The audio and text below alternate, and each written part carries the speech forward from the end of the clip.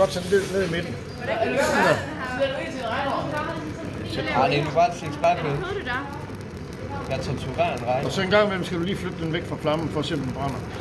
Nej, bare ind igen. En gang imellem. Du skal lige have vand til at fordampe. Så tager du den væk igen. Der sker der et eller andet.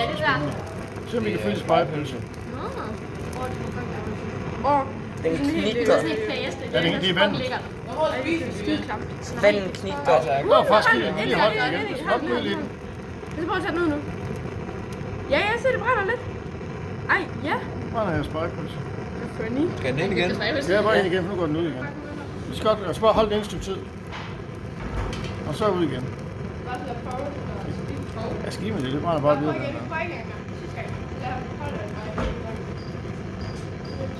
Det vil sige, at hvis I lander inde i Sankt Hans Bål, drenge, så brænder I på et tidspunkt.